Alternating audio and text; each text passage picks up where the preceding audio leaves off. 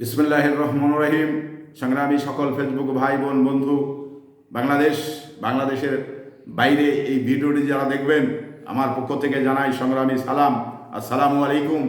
সংগ্রামী উপস্থিতি, এই যে কোটা বিরোধী আন্দোলন কোন পর্যায়ে এসে পৌঁছেছে এটা আমরা সবাই অবগত, কিন্তু বুঝতে পারছে না এদেশের প্রধানমন্ত্রী। উনি কিন্তু এত কিছুর পরেও তার যে ক্ষমতা ছাড়তে হবে, জনগণ ক্ষমতা ছাড়ার কথা বলছে, উনি কিন্তু এই কথাটা বুঝতে পারছেন না। কারণ যে যতগুলো লোক পুলিশের গুলিতে মারা গেছেন, এতে কিন্তু ওনার একটুকু অনুশোচনা নেই। উনি বাংলাদেশের 18 কোটি মানুষও যদি মরে যায়, শুধু উনি থাকলেই এ দেশ চলবে। ওনার চাই ক্ষমতা।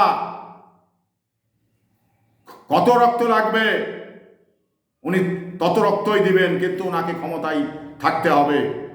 উনি ক্ষমতার বড় লোভী। আজকে সারা বাংলাদেশের 95% লোক তার বিপক্ষে অবস্থান নিয়েছেন, অথচ উনি এই বিষয়টি ভাবছেন না। উনি ক্ষমতায় বিভিন্ন কৌশলে অপকৌশলে ক্ষমতায় থাকতে চান। এবার প্রয়োজনে আরো 2-4-10,000 লোক যদি মারাও যায় পুলিশের গুলিতে, তাহলেও তার কোনো দ্বিধা নেই। সে ক্ষমতায় থাকতে চায় এবং রক্ত চাই। উনি একটি রক্ত পিপাসক, ওনার বহুত রক্ত প্রয়োজন।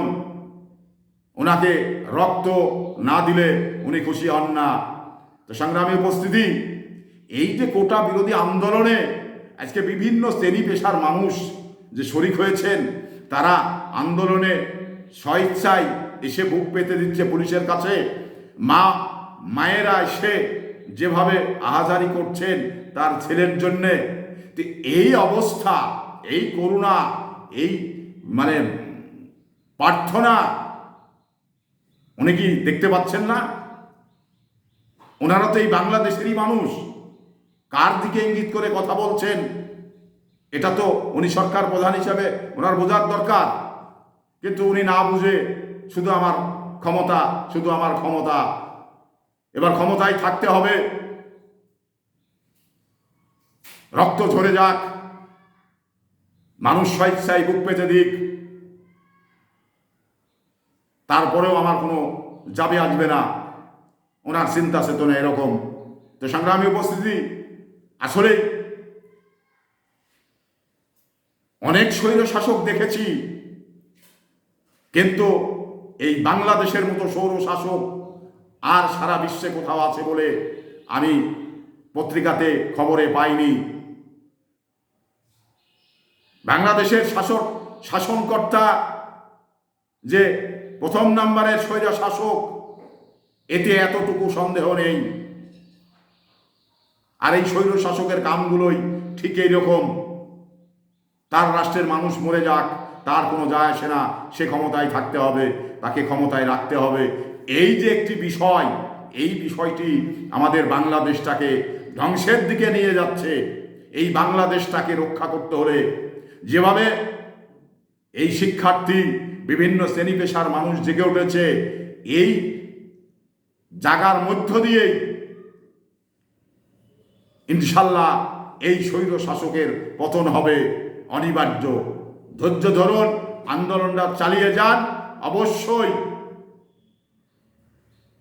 আমরা বর্তমান যে প্রেক্ষাপট আর ফেরাউনের বাংলাদেশের যে শাসনকর্তা আর ফেরাউন, হাদিস দেখলে কিন্তু সেম একই রকম কায়দা কৌশলে এই রাষ্ট্র পরিচালিত হচ্ছে।